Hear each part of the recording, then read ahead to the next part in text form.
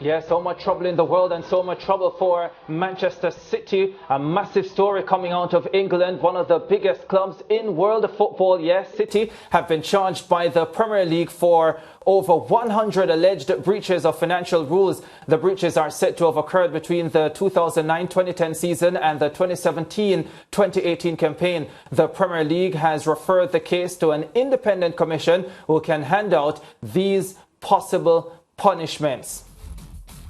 So suspend the club from playing league matches, points deductions, recommend to the board that league matches be replayed, recommend to the board that the league expels the respondent club, order compensation, cancel or refuse registration of players, conditional punishment, order the club to pay costs or make such other order as it thinks fit.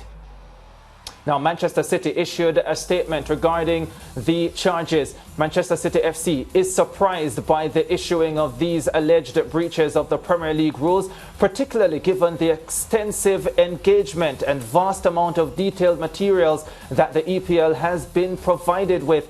The club welcomes the review of this matter by an independent commission to impartially consider the comprehensive body of irrefutable evidence that exists in support of its position. As such, we look forward to this matter being put to rest once and for all.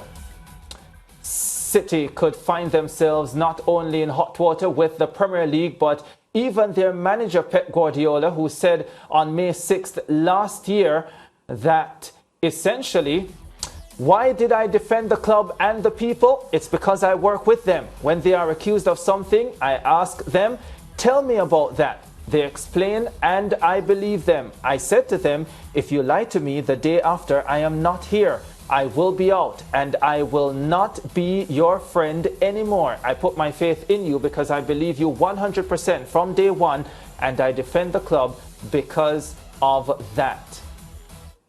Remember that Manchester City have already fought off similar charges. In fact, they were banned from the Champions League in 2020, a decision which was later overturned by the Court of Arbitration for Sport, CAS. Now, joining us to unpack this story is our international football correspondent, Simon Evans.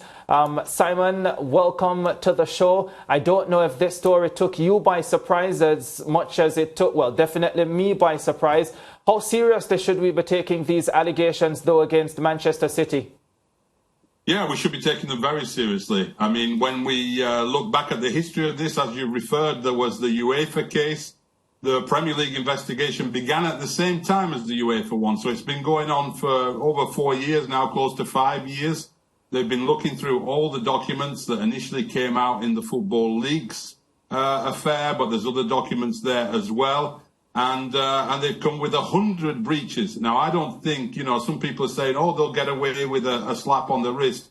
I don't think if your goal is for putting somebody in the position of having a slap on the wrist, you publicise the fact that you have 100 breaches. Yeah, and of course they said that City failed to cooperate with the investigators where this situation is concerned. Simon, based on, how these cases go, what ramifications do you think City will be meted out on City? Do you see City, of course, appealing as they did previously? Yeah, so I think this is the start of what will be a long process. I mean, this independent commission, we don't know who is on it yet. It's going to meet in secret as well. I would expect with the amount of documents going back so many years. I mean, we're talking about Roberto Mancini's salary here. That's going back a long time. Some viewers might even forget Roberto Mancini was ever Manchester City coach. That's how far back it goes. So there's a lot of material there to be examined. Manchester City will hire the best lawyers they can get, as they did in the case with UEFA. And this will be going backwards and forwards between this commission and the lawyers for a long time yet. So I think people who are expecting, by the end of this season to have some big decision on this might be disappointed. It could well drag on and on and on. Yes, some concerns as to whether they will strip City of the titles that they won during this period. Do you think it can go as far as that, Simon? Well, technically it can, yes. I mean, as that list showed, they can basically do anything. The amount of punishment can go. They could be relegated from the Premier League. They could have their players' registrations removed and so on. Whether it comes to that, only time will tell. it's certainly a situation, if it got to that, where it would be similar to what happened to Juventus in the Calciopoli scandal in Italy, where they did have titles removed from them. But that's never happened in the Premier League with a team having their title removed from them. That would be an extraordinary step. But if they're guilty of 100 breaches, then there's going to be pressure on the Premier League to take stringent measures. Yes, Simon, I had a close look at the releases, the one coming from Manchester City, the one from the Premier League as well. Interesting that Manchester City have essentially said that they've turned over documents over the course of the investigation. The Premier League have said that Manchester City have not cooperated with the investigation, definitely not in the way that they would have liked. Could it be that the Premier League has brought this forward at this particular time, maybe to force Manchester City's hand, especially if they think there are more documents that could reveal more about what would have transpired over the period under investigation? No, I don't think so. I think that those conversations, those requests for documents have been going on for a long, long time. I think the timing of this is what surprised a lot of people, including myself. And I think it's probably more related to the fact that this week the British government was due to publish the white paper legislation, early stage of legislation, for the creation of an independent football regulator in Britain. And that was due to be announced tomorrow.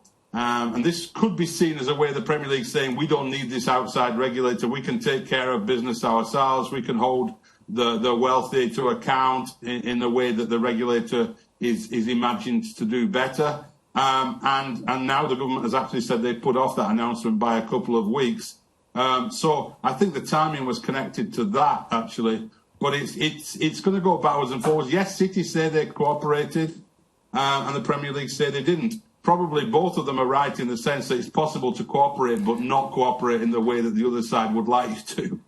Yeah, of course, we now know that that white paper will not be released until the earliest February 20. The understanding that the government probably has more pressing matters at this stage, but the earliest we will see that will be the 20th of February, although it was initially set to be released this week.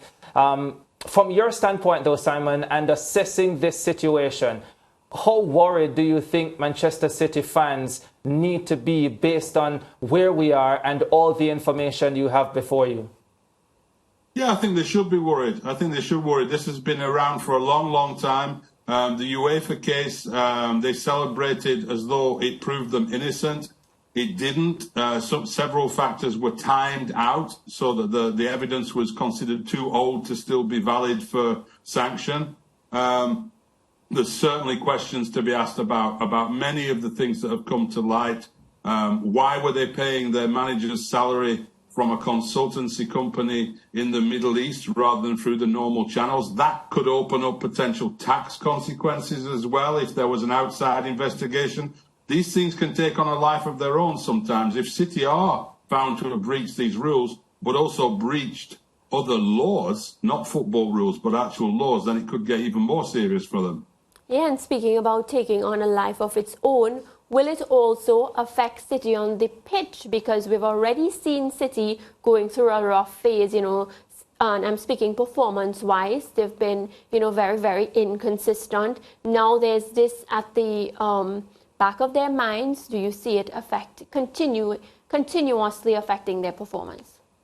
Yeah, that's a really good point, Mariah. And it's hard looking at their performances really recently not to wonder if they didn't know already a few weeks ago, perhaps something, because they've really been nothing like the Manchester City we know from the last few years.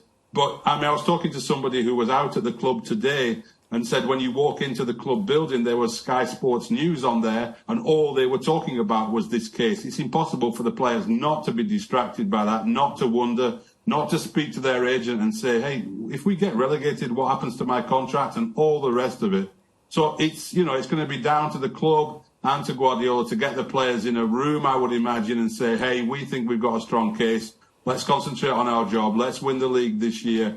We'll deal with this in court. You don't need to worry about it. But it's bound to be at the back of players' minds a little bit, isn't it?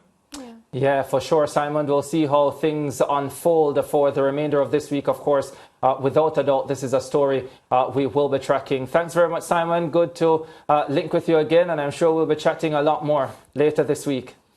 All right, all the best. All right, Simon Evans, there, our international football correspondent. Stay with us after the break. Zone Update 2.